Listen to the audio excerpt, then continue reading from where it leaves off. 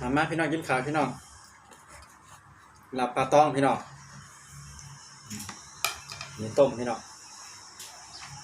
ตัวนี้ลาบพี่น้องลาบแล้วแหละอันนี้น้ำพริกสดนี่หมักแตงนี่ครับนี่หมักเขือพี่น้องมากินข้าวน้ำกัน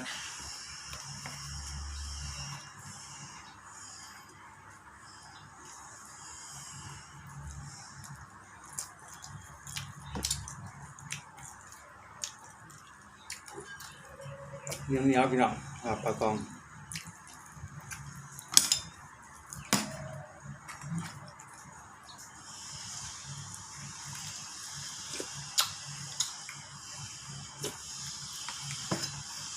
แป้งพี่น้อง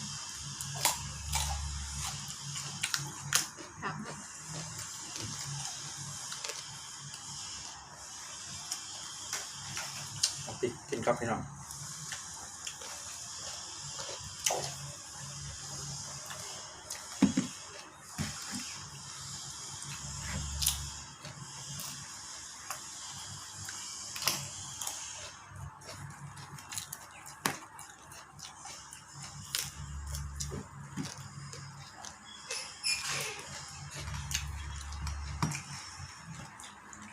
หมักเขือพี่น้อง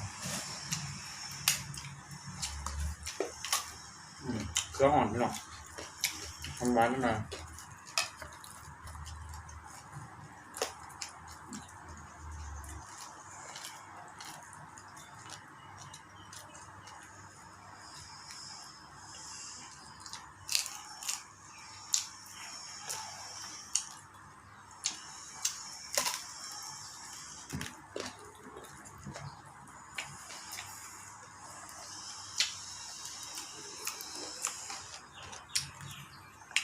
ลาบปลาตองบ้านเฮาพี่น้องคู่มือนี่หายากเลยคู่มือปลาตองหายากพี่น้อง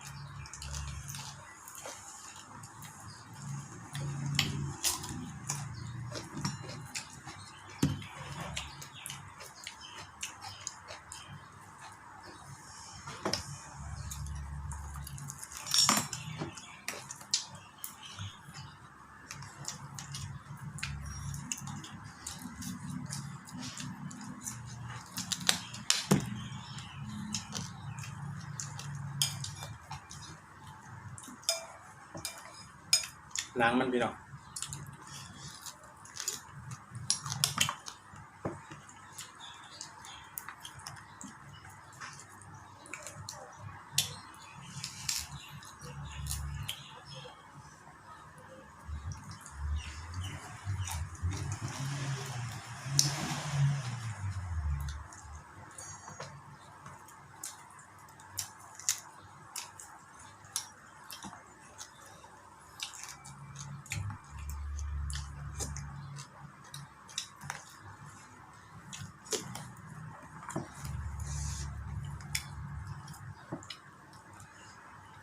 เนาะเต็มปากเต็มคำ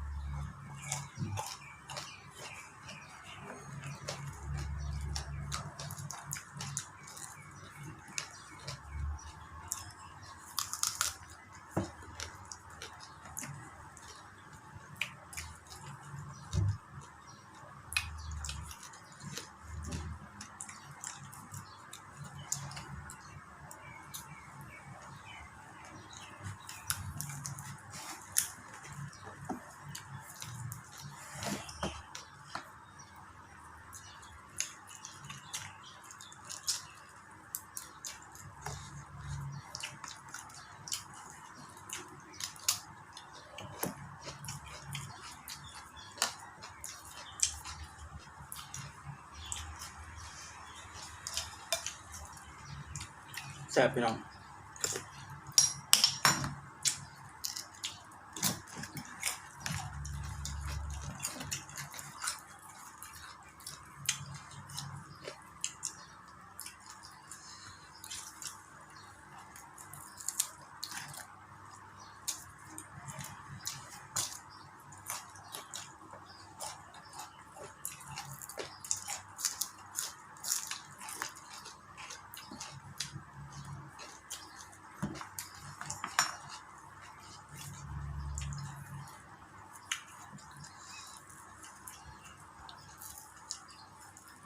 พักคุยลาบพี่น้อง